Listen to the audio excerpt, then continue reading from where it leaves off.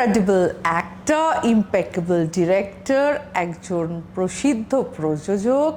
I feel extremely privileged and honored to have him as my guest today in Rosalind's front row. Ladies and gentlemen, let's welcome actor, director and producer Porombrot Chattopadhyay. Welcome Parambrata Chattopadhyay রোজলিন্স front রোতে। তো যেটা আমার first question আপনাকে, যে আমি আমার research করেছি তাতে আমি দেখেছি যে আপনার ক্যারিয়ার যে গ্রাফটা, it's been a very consistent one, যেটা অন্য স্টারদের ক্ষেত্রে দেখি, নো অফেন্স টু এনিওয়ান, তারা একটা পিনাকল পয়েন্টে যায়, তারপর কিন্তু স্টারডামটা একটু ফিজল আউট করে যায়। কিন্তু অন দ্য কন্ট্রারি আমি দেখি যে আপনার একটা খুব কনসিস্টেন্ট একটা ক্যারিয়ার গ্রাফ আছে, যেখানে আপনি one of the finest and versatile actor আমাদের এখানকার। তো এইটার মন্ত্রটা কি? Is it like your astute? কারণ আমি বিলিভ করি যে কোনো ইন্ডাস্ট্রিতে সার্ভাইভ করার জন্য স্ট্র্যাটেজিস লাগে, or lakh, or your passion for good work. Honestly এটা খুব চমৎকার একটা প্রশ্ন। প্রথমত বলি এই কারণে যে এটা আমাকে অনেকগুলো কথা বলতে অনুপ্রাণিত করছে, বা সেই অনেকগুলো কথা বলার তাগিদ আমায় এনে দিচ্ছে। এক নম্বর হচ্ছে যে আপনি তো তুমি যদি আমায় জিজ্ঞেস করো বা আমায় যদি বলো, মানে তুমি আমাকে আমার গ্রাফটাকে কনসিস্টেন্ট মনে করছো, সেটার জন্য আমি তোমার প্রতি কৃতজ্ঞ, ধন্যবাদ জানাচ্ছি তোমায়। আমায় যদি জিজ্ঞেস করো, আমি ব্যক্তিগতভাবে মনে করি যে এটা আমার এই ইন্ডাস্ট্রিতে মোটামুটি 27তম বছর চলছে। আমি মানে একদম যদি প্রথম দিন ইন্ডাস্ট্রি মানে ক্যামেরার সামনে পদার্পণ করা থেকে বা অডিও ভিজুয়াল জগতের যে কোনো কাজ করার দিন থেকে যদি আমি ধরি, তাহলে 27তম বছর, 27th ইয়ার।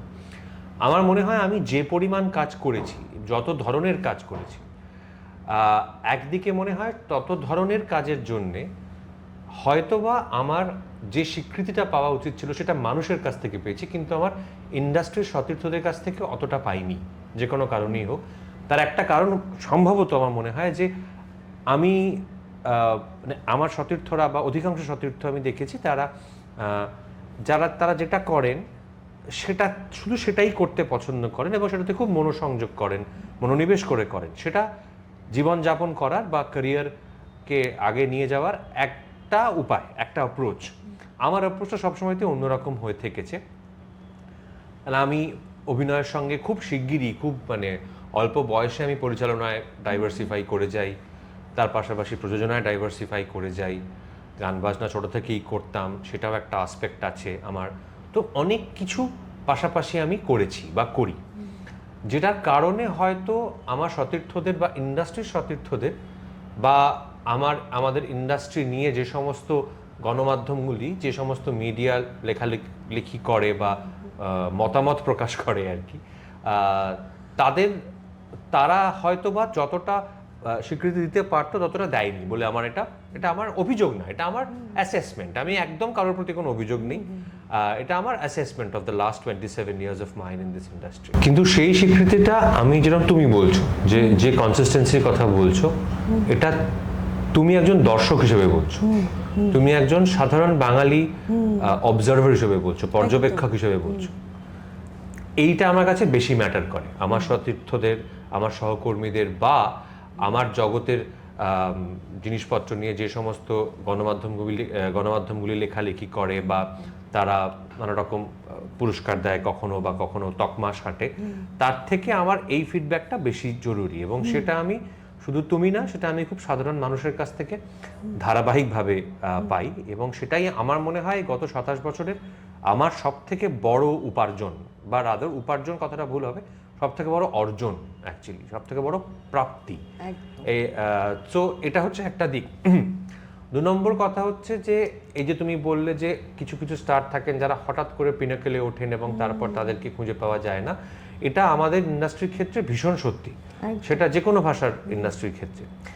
এই জিনিসটা তখন হয় যখন খুব ঢক্কানিনাদ করে কোনো, মানে খুব আওয়াজ করে ঢাকঢোল পিটিয়ে কোনো নায়ক বা নায়িকাকে লঞ্চ করা হয় তথাকথিতভাবে মেইন স্ট্রিম ছবিতে, এবং তারপর তারা একটা দুটো তিনটে ছবি তারা লাস্ট করেন, তারপর দেখা যায় তাদের হয় যে গ্রহণযোগ্যতা মানুষের মধ্যে হবে বলে মনে হয়েছিল সেটা হচ্ছে না, কিংবা তারা অনাগ্রহী হয়ে পড়ছেন, যে কোনো একটা আর কি। বাট আমার ক্ষেত্রে জিনিসটা হচ্ছে যে আমি যখন ক্লাস 7 বা 8-এ পড়ি সেই সময় থেকে সিদ্ধান্ত নিয়েছিলাম যে আমি সিনেমাই করব, অভিনয় নয়, সিনেমা বানাবো। অভিনয়টা একটা আকস্মিক ঘটে জিনিসটা। তো বাট যাই হোক, সেটা হাত ধরে আমার যে জগতে আমি কাজ করতে চেয়েছিলাম সেই জগতে আমার প্রবেশটা ঘটে। তারপর আমি হাতে কলমে অভিনয় করতে করতে শিখেছি প্রথম 7-8 বছর। তারপর সেটা নিয়ে আরও পড়াশোনা করব বলে মাস্টার্স করতে বিদেশে গেছি।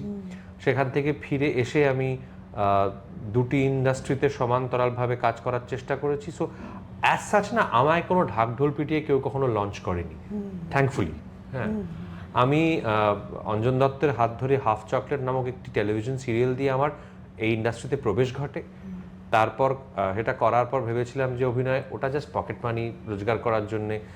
তখন আমি জাস্ট তখন এইচএস হায়ার সেকেন্ডারি দিয়েছি, ওই সময় একটা ছুটি থাকে, তখন অঞ্জনদার সাথে কাজ করতে পারছি, ইট ওয়াজ লট অফ ফান।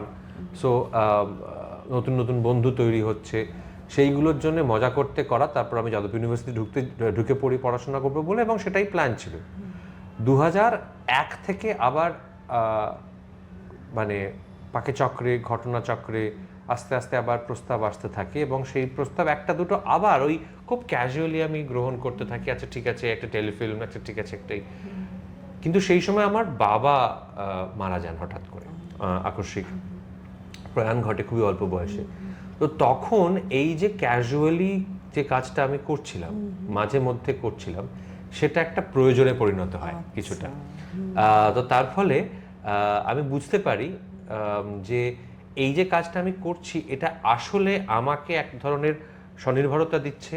আমার মা, যিনি সারা জীবন কাজ করেছেন, সারা জীবন মানে কর্মরতা ছিলেন আর কি, তাকেও একটু নিঃশ্বাস ফেলার অবকাশ দিচ্ছে, তাকে গোটা পরিবারটাকে হ্যান্ডেল করা। আর আমার বাবা মা খুব মানে পড়াশোনা, ভালো সিনেমা দেখা, এগুলোকে প্রাধান্য দিয়েছেন, রোজগার করাকে দেননি। দুজনেই সাংবাদিকতা এবং চিত্র সমালোচনার জগতের সঙ্গে ছিলেন। এই জগৎ থেকে খুব আর রোজগার করা যায়ও না। সো তো আমি সেই সময় থেকে কাজ করতে শুরু করি, প্রথমে অভিনেতা হিসেবে। সেটা করতে করতে আমি বুঝতে পারি আমি যে ফিল্ম নিয়ে পড়তে যেতে চেয়েছিলাম সেটা এক্ষুনি আমার করা হবে না, কেননা আমাকে আমার সংসারের, পরিবারের স্বার্থে আমাকে রোজগার করতে হবে, উপার্জন করতে হবে, দায়িত্ব নিতে হবে। তো সেটা করতে করতে সেই জন্যই আমি, কিন্তু ইচ্ছে তো থেমে থাকে না, সেজন্য আমি প্যারালালি অভিনয় করতে করতে হাতে কলমে আমি ছবি বানানোর কাজটা শিখতে আরম্ভ করি। করে আমি 2005, যখন আমার 23.5 বছর বয়স, সেই বয়স থেকে আমি পরিচালনা করতে আরম্ভ করি টেলিভিশনের জন্য। তো তো সেই কারণে না, মানে কনসিস্টেন্ট বলো বা আরো কনসিস্টেন্ট হয়তো হতে পারতো বলো, যাই বলো না কেন, আমি সিনেমাটাই শুধু করেছি, আর কিছু করিনি কোনোদিন। আমায় যদি কালকে হঠাৎ করে বলা হয় যে সিনেমা ছেড়ে দাও তুমি, আমায় কিন্তু 6 মাস লাগবে আমার ভাবতে, যে বা 1 বছর লাগবে যে কি করব আমি। হ্যাঁ, কেন আমি মানে জ্ঞানত আমি সিনেমার সঙ্গে সম্পৃক্ত কিছু ছাড়া অন্য কিছু করিনি। হ্যাঁ, তো মানে ভাবো না, আমার বয়স এখন 44, তার মধ্যে থেকে 27 বছর যদি কেউ সিনেমা করে তাহলে তার বাকি থাকে কি? 17 বা 18 বছর বয়স থেকে আমি কাজ করতে, 18 বছর বয়স থেকে প্র্যাকটিক্যালি আমি কাজ করতে আরম্ভ করেছি। সো তো সেই জন্যই হয়তো কনসিস্টেন্ট, যে আমাকে এরকম মেটিওরের মতো বা যাকে বলে একজন নক্ষত্রের মতো কেউ কখনো লঞ্চ করেওনি। আর আমি একজন অভিনেতা এবং পরিচালক হয়ে মানুষের কাছে যেটুকু গ্রহণযোগ্যতা পেয়েছি, সেটা অনেকটা পেয়েছি বলে আমার বিশ্বাস। এবং সেটাকে আমার কাজের প্রতি ভালোবাসা, যত্ন, নিষ্ঠা, কিছু বিশ্বাস, কিছু কোর ভ্যালুস, সেইগুলো দিয়ে যতটা পেরেছি সেটা বজায় রাখার চেষ্টা করেছি। তো সেই জন্যই হয়তো যদি কনসিস্টেন্ট হয়ে থাকে, যদি ধারাবাহিক কিছুটাও হয়ে থাকতে পারি, সেটা হয়তো সেই কারণে। আমাদের সাধারণ মানুষের কাছে এটা একটা ইয়ে ছিল, কনক্লুশন ড্র করেছিলাম যে এখানকার হয়তো সালমান খান তুমিই হবে, তুমি যেই রকম সিঙ্গেল থাকতে আচ্ছা পছন্দ ওইভাবে করছিলে। মানে বলছি যে অনেক বয়স অবধি বিয়ে না করে থাকা ইত্যাদি। হ্যাঁ তো তারপর একটা রিগমারোল আসে যেখানে তোমার বিয়ের সাথে সাথে তোমার সন্তান হয়। তো হাউ ওয়েল আর ইউ, বিয়ের সাথে সাথেই সন্তান হয়নি, বিয়ের কয়েক মাস পরে সন্তান হয়েছে। যাই হোক, বুঝতে পেরেছি, হ্যাঁ। তো how well are you acing marriage and fatherhood? I think not too bad really. তার একটা কারণ হচ্ছে যে আমি একদিকে বয়সে বিয়ে করার একটা সুবিধা আছে, সেটা হচ্ছে যে নিজেকে একটু চেনা হয়ে যায়।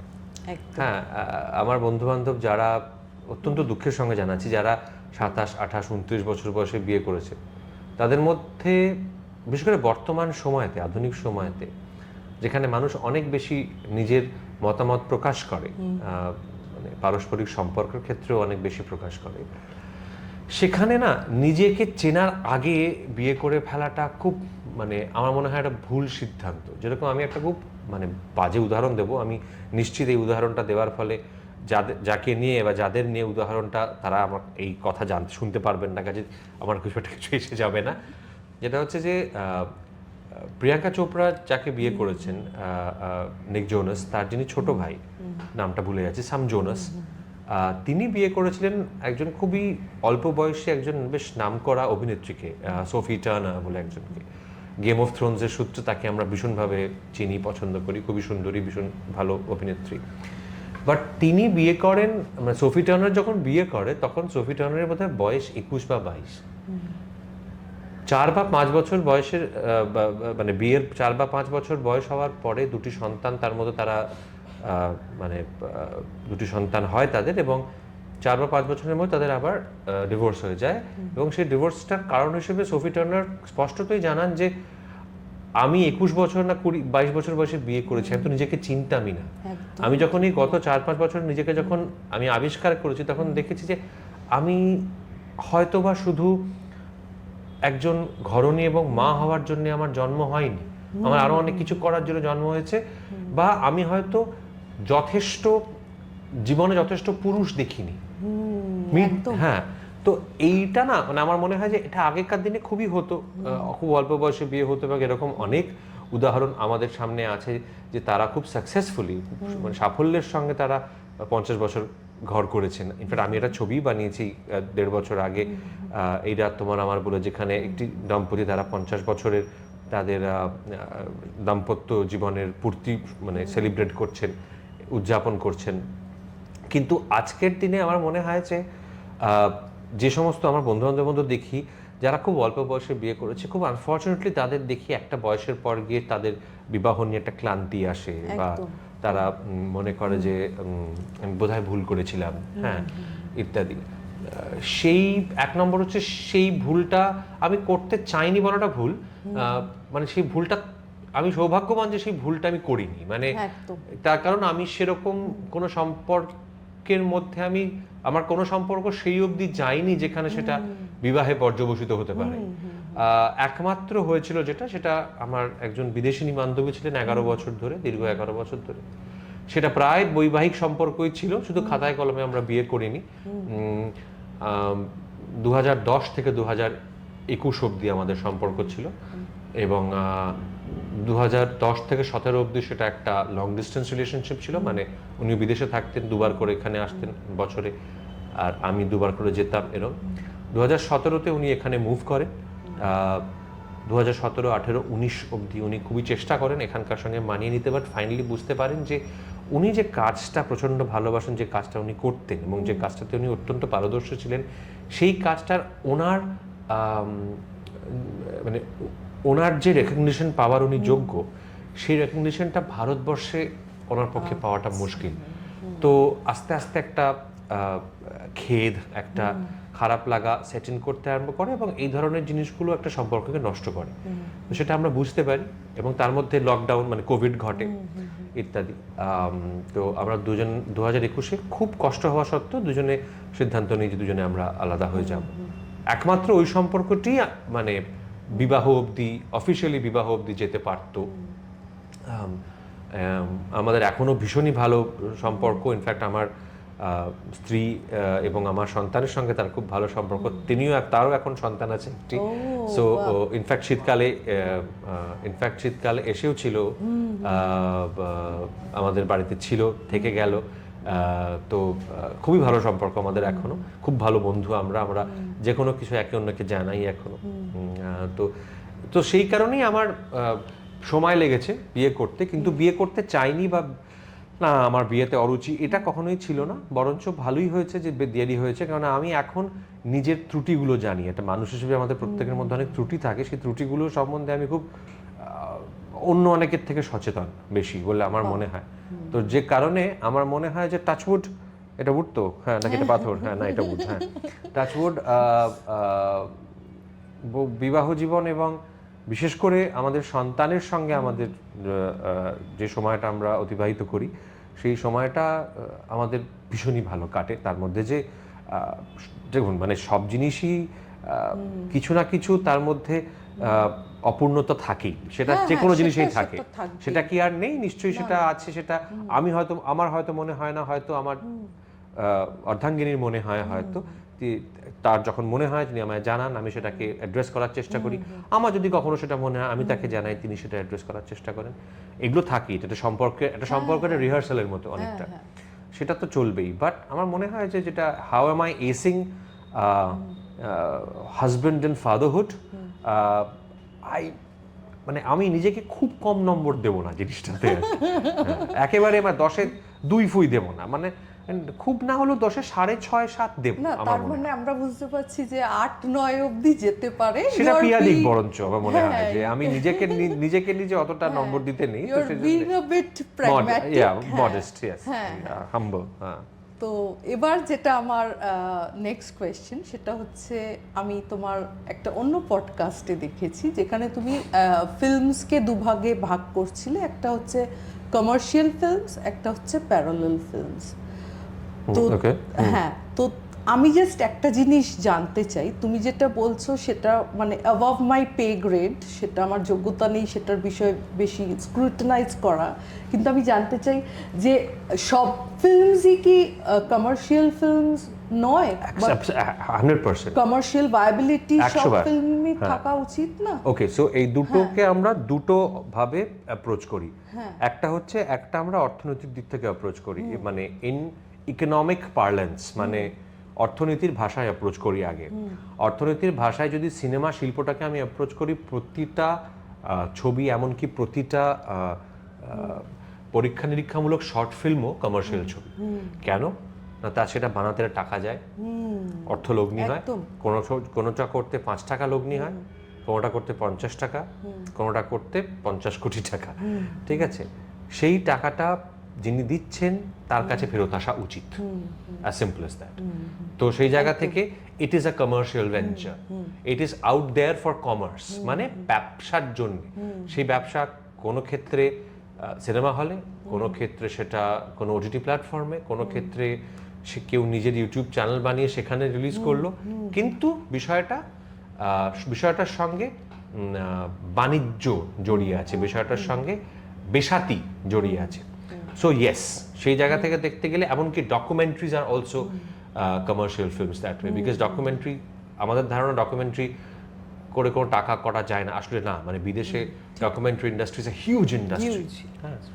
আমারই বেশ অনেক বন্ধু বান্ধব আছেন যারা সারা জীবন শুধু ডকুমেন্টারি বানিয়ে যথেষ্ট ভালো আছেন, মানে যথেষ্ট সচ্ছল ভাবে আছেন, স্বাচ্ছন্দ্যে আছেন। তো সেই জায়গা থেকে দেখতে গেলে সব কিছু কমার্শিয়াল ভেঞ্চার। আমি যে অর্থে কথাটা ব্যবহার করেছি সেটা হচ্ছে যে অর্থনৈতিক অর্থে না, সেটা হচ্ছে সামাজিক অর্থে, বা আমরা যেভাবে একটা বা কিছু জিনিসের নাম দিই সেই জায়গা থেকে, বা চটজলদি বুঝতে যাতে সুবিধা হয়, সেই অর্থে দেখতে গেলে আজকে একটা কৌশিক গঙ্গোপাধ্যায়ের ছবি, একটা আদিত্য বিক্রমের ছবি, বা বলবো এমনকি একটা অঞ্জন দত্তের ছবি বা অতনু ঘোষের ছবি, সেগুলো সেই অর্থে বা সেই মাপকাঠিতে কমার্শিয়াল সিনেমা নয়। হ্যাঁ, সেগুলোতেও বানাতেও টাকা লেগেছে, সেগুলো বানিয়েও প্রযোজক আশা করেছেন টাকা ফেরত পাবেন, কাজেই অর্থনৈতিক অর্থে দেখতে গেলে সেগুলো কমার্শিয়াল ছবি। কিন্তু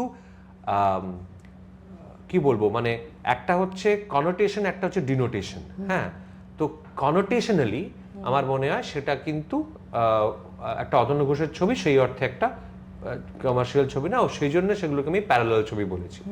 আর তার সঙ্গে একটা কথা বলেছি যে সেটা হচ্ছে যে কোনো ইন্ডাস্ট্রি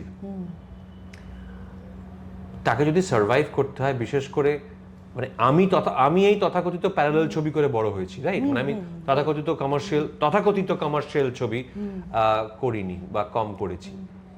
আমাদের ধরনের ছবি যাতে হয়, যাতে হতে পারে, সেই জন্যে এই কমার্শিয়াল মেইন স্ট্রিম, আমি কমার্শিয়ালের থেকে আরো মেইন স্ট্রিম শব্দটা পছন্দ করি, এই মেইন স্ট্রিম ব্লকবাস্টার্স হওয়া এবং সেগুলির সফল হওয়া প্রচণ্ড জরুরি। হ্যাঁ, একটি বাংলা আদ্যপান্ত বাণিজ্যিক ছবি যখন মুক্তি পেয়ে সেটা অসফল হয়, সব থেকে বেশি দুঃখিত বোধ হয় আমি হই। এবং তখন আমায় যখন জিজ্ঞেস করা হয় যে কি তুই দুঃখিত হচ্ছিস কেন, তোর তো আনন্দ হওয়ার কথা, তোরা যে ধরনের ছবি করিস এটা তার পরিপন্থী, তো মানে এস্থেটিক্যালি, মানে ভাবনা রূপায়ণের দিক থেকে এটা উল্টো ভাবনার, উল্টো ঘরানার ছবি, তো তোর তো খুশি হওয়া উচিত। একদম উল্টো। এটা হচ্ছে একটা গণতন্ত্রে বিরোধী থাকার প্রয়োজনীয়তার মতো জিনিসটা। হ্যাঁ, যে আজকে যদি কমার্শিয়াল মানে আদ্যপান্ত বাণিজ্যিক ছবি যদি সফল না হয়, সেগুলি যদি অর্থোপার্জন না করে, তাহলে আমাদের ধরনের ছবি তৈরি হবে না। তার কারণ হচ্ছে যে ওই ছবিগুলি থেকে যে উপার্জনটি হয় তারই ট্রিকল ডাউন করা একটা ফান্ড অ্যাকচুয়ালি আমাদের হাতে এসে পড়ে।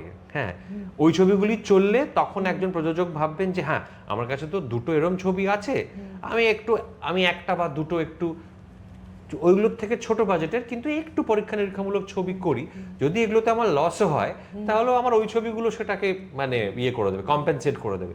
বাট ওই ছবি যদি না চলে তাহলে আর আমাদের ছবি কি করে হবে, রাইট? তো সেই কারণে আমি কমার্শিয়াল ছবি সেই অর্থে বলেছি, এবং সেইগুলির প্রয়োজনীয়তাটা সেই কারণে আমি বারবার করে অনেকদিন ধরে আমি বলার চেষ্টা করছি যে ভীষণভাবে প্রয়োজন। বাংলা ইন্ডাস্ট্রি থেকে বলিউডের যে জার্নিটা, এটা কি কেক ওয়াক ছিল না কনভলিউটেড একটা জার্নি? Quite convoluted. তার কারণটা হচ্ছে যে আমি কখনো তো বম্বে যেতে চাইনি, বা বম্বেতে কাজ করতেও চাইনি। আমি বিদেশ যাওয়ার আগে, মানে আমি বিদেশে পড়তে যাই 2009 সালে। তার আগে আমার মোটামুটি 8 বছর মতো আমার 7-8 বছর কাজ করা হয়ে গেছে। তার মধ্যে আমার সর্বসাকুল্যে বম্বে যাওয়া ছিল। বোম্বেটে করতে সেই সময় 2002-3 সালে দুবার গেছিলাম বাবুদার ছবিটা করতে, গিয়ে 15 দিন করে ছিলাম। পরবর্তীতে 2-1টি বিজ্ঞাপনের শুটিংয়ে বম্বে যাওয়া, কিছু চিনতাম না বম্বের ইত্যাদি, এবং আমার চিনবো বা চেনার কোনো ভাবনাও খুব অ্যাসার ছিল এমনটা ছিল না। হঠাৎ করেই বিদেশ থেকে ফিরেই হঠাৎ করে কাহানি শুরু হয়ে যায়, এবং কাহানি হওয়ার পরে একটা দেশজোড়া একটা লোকে চিনতে আরম্ভ করে।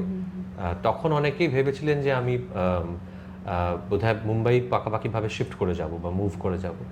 তো আমার সেরকম কোনো ভাবনাই ছিল না। হ্যাঁ, আমি তো তখন জাস্ট ইংল্যান্ড থেকে ফিরেছি, 1.5-2 বছর হয়েছে যখন কাহানি মুক্তি পায় 2012 সালে। আমার তখন এখানে অনেক কিছু করার আছে, আমার তখন এখানে পরিচালনা করার ইচ্ছে। তখন আমি প্যারালি এখানে কলকাতাতে খুবই বড় বড় কিছু বাংলা ছবি করছি সৃজিতের সঙ্গে, কৌশিকদার সঙ্গে। তো আমার কোনো ভাবনা ছিল না, আমি করিও নি। যে কারণে আমি 2013, 14, 15 ওই সময় যখন যেমন ডেকেছে সেরকম কয়েকটা ছবি আমি গিয়ে করেছি বম্বেতে, হিন্দি ছবি। সেই ছবিগুলি একেবারেই ভালো ছিল না, ছবিগুলি খুব একটা মানে লোকজন দেখেও নি, দেখার কথাও না, ছবিগুলি খুব একটা সুবিধের ছিল না। তারপর মুম্বাইয়ের যাতায়াতটা একেবারে আবার থেমে যায়। হঠাৎ করেই 2020 থেকে, মানে যে সময় গোটা বিশ্ব প্রায় থমকে দাঁড়িয়েছে লকডাউনের জন্যে, কোভিড-19 কারণে, সেই সময়তে হঠাৎ করে আমার মুম্বাই থেকে বেশ কিছু কাজের আসতে আরম্ভ করে। 2019 থেকে আই উড সে রামপ্রসাদ কি তেরবি, আরণ্যক, জুগাড়িস্তান, মিথ্যা ইত্যাদি পরপর অনেকগুলি করতে থাকি, এবং সেই সময় থেকে আমার এটাও ইচ্ছে করে যে মুম্বাইয়ের সঙ্গে আমার যোগাযোগটা আরও অনেক বেশি ঘনিষ্ঠ হয়, আমি জায়গাটাকে অনেক বেশি চিনি।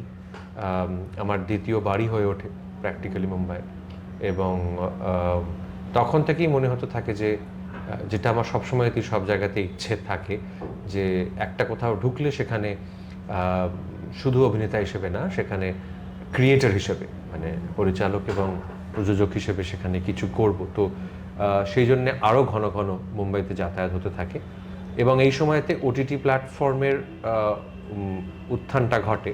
তো ওটিটি যেগুলি বাংলাতে আছে হইচই ছাড়া, আর অন্য যারা অপারেট করেন বা যারা করার কথা ভাবেন, তাদের প্রত্যেকেরই হেডকোয়ার্টার মুম্বাইতে, তো সেই কারণেও যাওয়া হতে থাকে। তো আমি একটা বড় একটি হিন্দি শো ডেভেলপ করার চেষ্টা করছি বেশ কিছুদিন ধরে, সেটা আশা করছি শিগগিরই সেটা মানে তার প্রসেসটা সম্পূর্ণ হবে। আমার হিন্দিতে একটি ছবিও পরিচালনা করার কথা। তো এই সব কিছু নিয়ে আমি বলবো যে আমার এই এত সুদীর্ঘ ক্যারিয়ারের মধ্যে গত 5টা বছর, আই উড সে 5 থেকে 6টা বছর আমার আসলে মুম্বাইয়ের সঙ্গে সম্পর্কটা গড়ে উঠেছে। আমার এখন ওখানে একটা বাড়ি আছে, সেখানে গিয়ে আমি থাকি, সেই বাড়িটার আমাকে মাসে ভাড়া দিতে হয়, বাড়িটা পরিষ্কার আছে কিনা সেটা খোঁজ রাখতে হয়, গেলে পরে সেখানে রান্না করতে লোক আসবে কিনা, বাজার করা আছে কিনা, সেগুলো নিজেকে দেখতে হয়। তো আমার একটা একাত্মবোধ তৈরি হয়েছে, এবং আমার শহরটার সঙ্গেও একটা একাত্মবোধ আছে। মুম্বাইয়ের সঙ্গে কলকাতার পরে ভারতে অন্তত যদি আর কোনো শহরে আমি থাকি বা থাকতে চাই, সেটা মুম্বাই হবে। এছাড়া আমি সবসময়তেই বলি আমার 4টে বাড়ি, কলকাতা 1, মুম্বাই 2, ঢাকা 3 এবং লন্ডন 4। তো এই ক্রমান্বয়ে আর কি, মানে এই ক্রোনোলজিতে, এই সিকোয়েন্সে আর কি। সো হ্যাঁ, তো সহজ কেক ওয়াক নয়, আর আমি যে খুব চেষ্টাও করেছি এমনটাও নয়, আর মানুষকে বম্বেতে প্রচণ্ড স্ট্রাগল করতে হয়। আমি ব্যাপারটা সবসময়তেই এই ব্যাপারে আমি একটু সেফ খেলেছি। আমি আমার পাটা এখানে মাটিতে দিয়ে রেখেছি শিকড়ের সঙ্গে, যখন যেমন এসেছে আমার কাছে আমি সেই কাজটা করেছি। আমার মনে হয়েছে যে যেহেতু আমি শুধু অভিনেতা নই, আমি একজন পরিচালক এবং ক্রিয়েটর হিসেবেও মুম্বাইতে কিছু করতে চাইছি, সেই জন্য আমার একটা ওখানে আস্তানা থাকা দরকার। সেই জন্য আমি ওখানে ভাড়া নিয়েছি। আমাকে অনেকেই জিজ্ঞেস করেন, আমাকে অপুদাই যেরকম শাশ্বত চট্টোপাধ্যায়, উনিও বম্বেতে যথেষ্ট কাজ করেন, আমার থেকে বেশি করেন ইনফ্যাক্ট। তো উনি আমাকে বলেন যে তুই বাড়ি নিয়েছিস কেন, আমি তো ওখানে হোটেলে থাকি এসে। তো আমি বলি যে হ্যাঁ আমি জানি, এবং সেটা আমি যদি শুদ্ধ অভিনেতা হতাম তাহলে হয়তো আমার সেটা করতাম না, আমি তাই করতাম হয়তো। কিন্তু যেহেতু আমি তার বাইরেও আমার বম্বেতে কাজ করার ইচ্ছে আছে, সেই জন্য একটা আস্তানা থাকা ওখানে প্রয়োজন বলে মনে করেছি। আচ্ছা, খুব ভালো কথা বলো তুমি, এত সুন্দর, ইউর সাচ আ গুড ওরেটর। সত্যি কথা বলেও ভাল লাগছে, শুনতে ভাল লাগছে। আমি তো কম বলছি, শুনছি।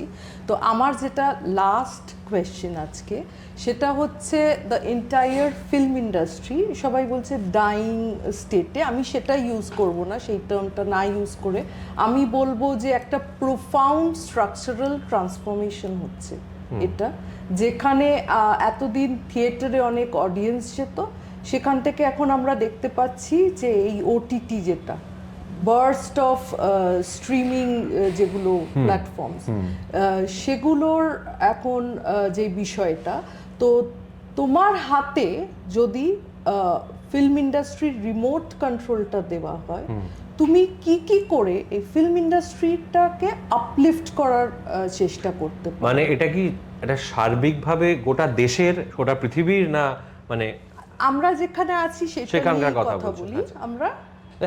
আমি এই প্রশ্নটা করলাম যে গোটা পৃথিবীর, গোটা দেশের, না গোটা রাজ্যের। তার কারণটা হচ্ছে প্রত্যেক জায়গার নিজস্ব কিছু বাস্তবতা থাকে, নিজস্ব কিছু পরিস্থিতি থাকে, যেগুলো প্রত্যেক জায়গার জন্য সেগুলি আলাদা আলাদা। তো সেই কারণে এবার আমি একটু আলাদা করি, সেটা হচ্ছে যে তুমি যেটা জিজ্ঞেস করলে যে তোমার প্রশ্নটার মধ্যে যেটা আছে সেটা একটা খুব জেনেরিক প্রবলেম, মানে সেটা বিশ্বব্যাপী, সেটা বিশ্বব্যাপী সমস্যা, সেটা শুধু আমাদের রাজ্য বা দেশে সীমিত না। একদম না। এইটা না একটা অদ্ভুত একটা উভয় সংকট। হ্যাঁ, প্রথমত বলি যে সিনেমা, আমরা যে অর্থে সিনেমা বুঝে এসেছি এতদিন, একটা হলে ঢুকি, ছোটবেলা থেকে দেখে এসেছি আমরা, হলটা অন্ধকার হয়ে যায় এবং আমরা যারা সিনেমা নিয়ে পড়াশোনা করেছি, সিনেমার ছাত্রছাত্রী যারা, আমরা প্রত্যেকে পড়াশোনা করার সময় মানে ওই অভিজ্ঞতাটা, সিনেমা দেখার অভিজ্ঞতাটা ওইটা, এটা মাথায় রেখে তারপর কি ধরনের ছবি কাটাছেঁড়া থিওরি করা ইত্যাদি করেছি। তার পাশাপাশি টেলিভিশন নামক একটি মাধ্যম আমাদের কাছে 60-এর দশক থেকে পৃথিবীর কাছে অ্যাভেলেবল ছিল। আজকে দিন দাঁড়িয়ে যখন কিনা তুমি ওটিটির কথা বলছো, আমি বলবো যে সিনেমার বা এবং ওটিটির, আমি এক্ষেত্রে দুটোকে হয় না, মানে এমনিতে ধরো মানে রাজনীতির দিকে খেয়াল রাখলে দেখা যাবে যে মানে রাজ্যে হয়তো তুমি একে অন্যের সঙ্গে লড়াই করছো, কিন্তু কেন্দ্রীয় রাজনীতির ক্ষেত্রে তুমি আবার একই ক্যাম্পে আর একজন তৃতীয় ব্যক্তি শক্তির সঙ্গে লড়াই করছো। এরকম তো হয়, দেখি আমরা, আমাদের রাজ্যেই আছে, ইনফ্যাক্ট আর কি সব রাজ্যে কম বেশি থাকে। তো সেরকম এই আসলে সিনেমা এবং ওটিটি আসলে এক দল, মানে বৃহত্তর ক্ষেত্রে তারা ফাইট করছে একটি তৃতীয় শক্তিকে। সেই তৃতীয় শক্তিটির নাম সোশ্যাল মিডিয়া। সিনেমা এবং ওটিটি একে অন্যের শত্রু নয়, একদম নয়, বরঞ্চ একে অন্যের পরিপূরক। সিনেমা এবং ওটিটি দুটো সম্পূর্ণ একসঙ্গে সহাবস্থান করতে পারে। হ্যাঁ, কিছু জিনিস দেখার জন্য মানুষ ওটিটি দেখবে, কিছু, আমি কথা বলছি, আজকে একটা কোহরা বলে নেটফ্লিক্সের একটা শো আছে। হ্যাঁ, সেই শোটা মানুষ সিনেমা হলে গিয়ে দেখার এক্সপিরিয়েন্স না, ওটা অনেক পার্সোনালাইজড একটা, মানে ব্যক্তিগত একটা এক্সপিরিয়েন্স। সেটা এই কারণে বলছি না যে সেই কন্টেন্টটার মধ্যে অনেক যৌনতা আছে বা অনেক ভায়োলেন্স আছে বলে বলছি না, ধরনটা যে মানুষ, মানে ওটা না মানুষকে ভাবায়। হ্যাঁ, বা ধরো আমি এমনকি আমরা সকলে খুব মানে সারপ্রাইজড হয়েছিলাম এই রাত তোমার আমার থিয়েটারে যথেষ্ট সফল মানে হচ্ছে দেখে, মানে আমাদের খুব আনন্দ হয়েছিল, কিন্তু আমরা খুব সারপ্রাইজড হয়েছিলাম বিকজ আমরা ভেবেছিলাম এটা এসেনশিয়ালি মানুষ ওটিটিতে দেখবে আর কি, দেখে হচ্ছে পরবর্তীতে। But at the same time একটা ইন্ডিয়ানা জোন্স দেখতে তোমাকে হলেই যেতে হবে ওটার মজাটা পেতে, একটা বাহুবলী দেখতে, একটা কালকি দেখতে তোমাকে হলে যেতে হবে, ওটা তুমি এই ফোনটাতে এই মজাটা তুমি পাবে না। সো আবার ধরো যখন কালকি আসবে ওটিটিতে, তখন যারা নিতান্তই নেহাতি যেতে পারেননি থিয়েটারে, তারা দেখবেন ওটা ফোনে, হয়তো না ফোনে এই মজা পাবো না, একটা বড় স্মার্ট টিভি কিনি, হ্যাঁ, বা প্রজেক্টর লাগিয়ে দেখি, হোয়াট এভার, হ্যাঁ, সেভাবে বাড়িতে যাদের সেই সামর্থ্য আছে আর কি। সো সিনেমার ওটিটি এই দুজনের সহাবস্থান সম্ভব, এটা নিয়ে এরা একে অন্যের বাইনারি নন, এরা একে অন্যের শত্রু নন। যদি ওভারঅল সারা পৃথিবীতে সিনেমার জন্যে বা ওটিটির জন্যে সিনেমা সিরিজ তৈরি করার কোনো বৈরী বা কোনো শত্রু থেকে থাকে, সেটা হচ্ছে সমাজ মাধ্যম, এটা হচ্ছে সোশ্যাল মিডিয়া। তার কারণ এটা, আমরা যখন সিনেমা দেখি বা সিরিজ দেখি, আমরা একটা গল্প শুরু আছে, মধ্যে আছে, শেষ আছে, এই জার্নিটার মধ্যে দিয়ে গিয়ে আমরা সেই চরিত্রগুলোর সঙ্গে একাত্ম হই, তাদের গল্পগুলো বুঝি, তাদের সংকটগুলোর সঙ্গে একাত্ম হই, এবং আমরা তার শেষে আমরা চাই যে এ জিতুক এ হারুক, হয় আমি কাঁদতে চাই কিংবা আমি হাসতে চাই, ইত্যাদি করতে চাই। ওটিটিতেও এটা কোনো ব্যতিক্রম নেই। কিন্তু তুমি ভেবে দেখো, একটা সোশ্যাল মিডিয়াতে যে রিলস নামক যে বস্তুটি আছে, সেটা এই চেষ্টা করছে এই মুহূর্তের উত্তেজনাটা, মানে এই একটা 3 ঘন্টার সিরিজ বা 4 ঘন্টার সিরিজ খণ্ড খণ্ড খণ্ড ভাবে, বা একটা 2 ঘন্টার সিনেমার যে উত্তেজনা বা যে ভালো লাগা, সেটাকে মানে অনেকটা না, মানে ইলেকট্রিক শক দেওয়ার মতো। ইলেকট্রিক শকের একটা মজা আছে কিন্তু, মানে যারা খুব কঠিন নেশা করে, হ্যাঁ, মানে নেশা, মানে তুমি জানলে খোঁজলে জানতে পারবে, যারা খুব সিরিয়াস অ্যাডিক্টস, মানে নেশা করেছেন আর কি, তারা বলতে পারবেন যে তারা কিন্তু এক সময় ইলেকট্রিক শকও নিয়েছেন আর কি, মানে হ্যাঁ।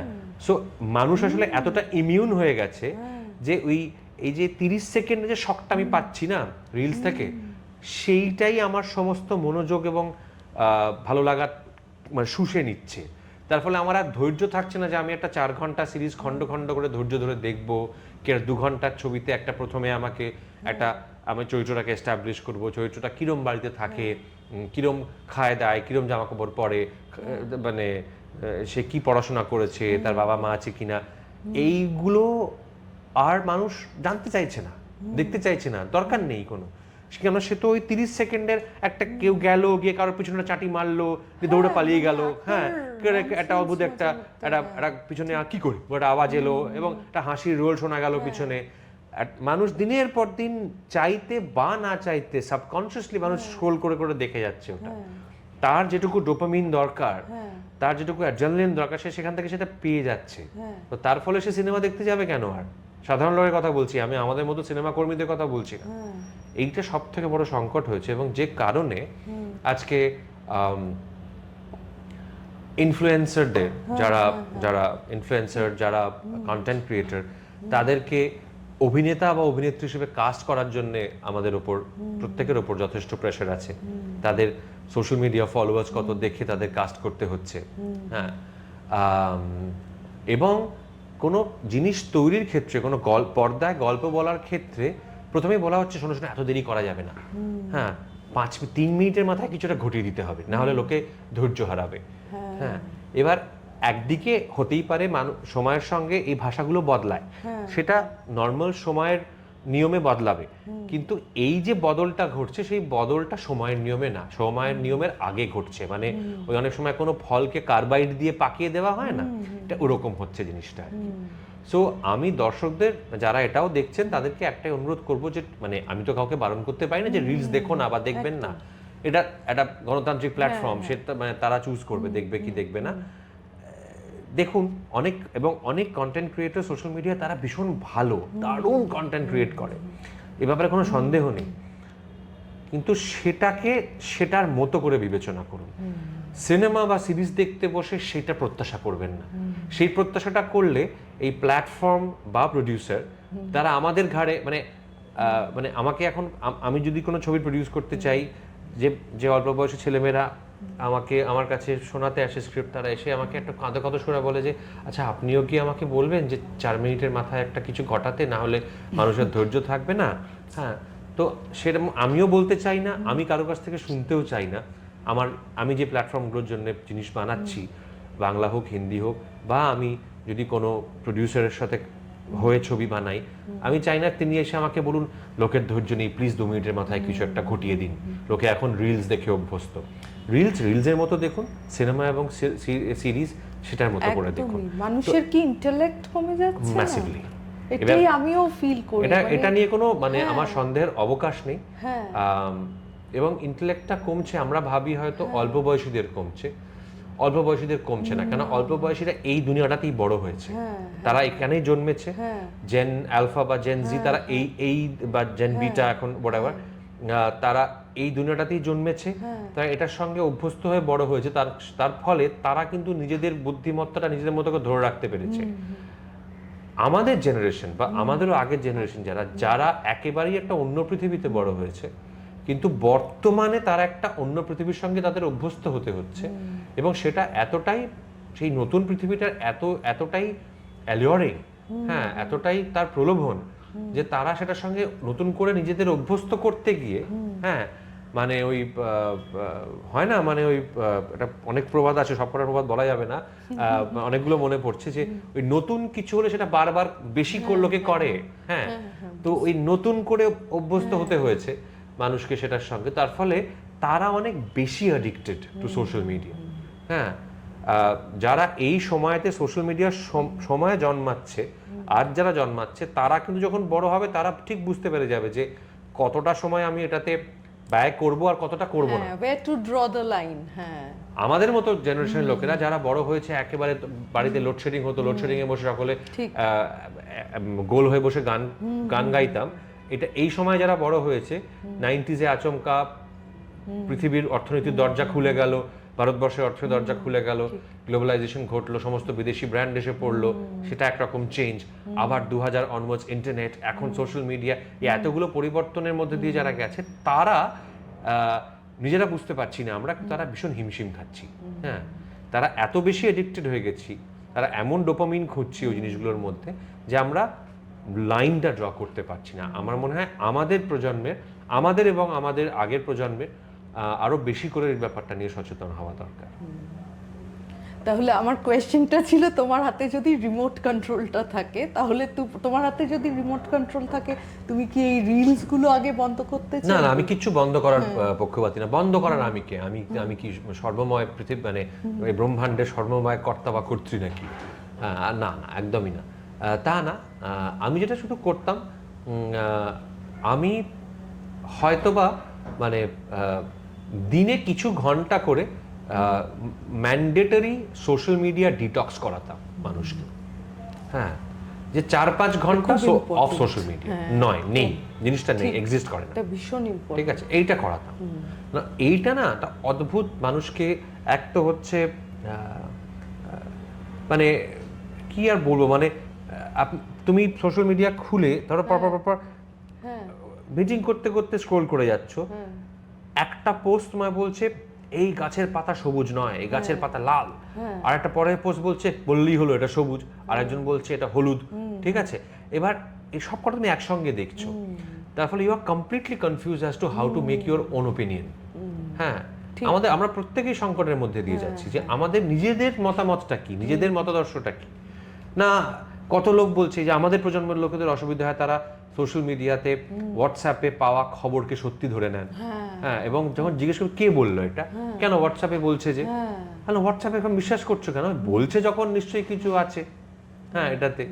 হ্যাঁ, বাট আজকের যারা প্রজন্মের লোকেরা, তারা কিন্তু জন্মে জানবেই যে এত সহজ আজকে মিথ্যে প্রচার করা সমাজ মাধ্যমে, এত সহজ আজকে এআইতে তৈরি করে কাউকে দিয়ে কিছু বলিয়ে দেওয়া, তারা এটা জেনে বড় হচ্ছে। আমাদের প্রজন্ম এখনো, বা আমাদের আগের প্রজন্ম এখনো ভাবতেই পারে না। মানে আমার মাসি, পিসি বা মামি টামি যারা আছেন, তারা যথেষ্ট সোশ্যাল মিডিয়া স্যাভি হয়ে গেছে এখন, কিন্তু তারা এখনো কিন্তু কল্পনা করতে পারেন না যে প্রত্যুষার মতো দেখতে বা রজনীর মতো দেখতে একটি মেয়েকে খুব সহজে সোশ্যাল মিডিয়ায় তৈরি করে ফেলা যায়, এআই দিয়ে খুব সহজে তৈরি করে ফেলা যায়, এবং মোটামুটি বিশ্বাসযোগ্যভাবে তাকে দিয়ে অনেক কথা বলিয়ে দেওয়া যায়।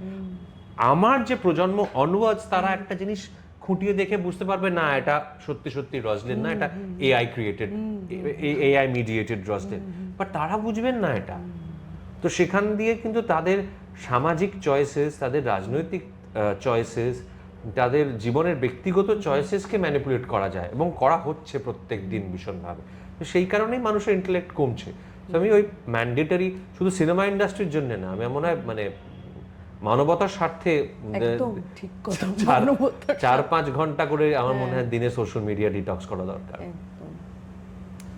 তো বন্ধুরা, একজন সুশিক্ষিত আর স্বশিক্ষিত মানুষের সাথে আজকে আমার এই কনভারসেশন, যেখানে তিনি বিয়ন্ড একজন আর্টিস্ট, বিয়ন্ড একজন ডিরেক্টর, প্রডিউসার জানতে পারলাম, যেটা আমার তো খুব ভালো লাগলো। আপনাদের কেমন লাগলো অবশ্যই জানাবেন।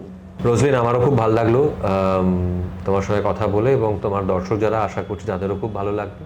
আমাকে লোকে এমনিতেই বলেন খুব বেশি কথা বলি, অনেক বিষয়ে অনেক রকম কথা বলি, খুব পাকা পাকা কথা বলি। আমার ধারণা সেই ধারণাটা আরও সুপ্রতিষ্ঠিত হবে।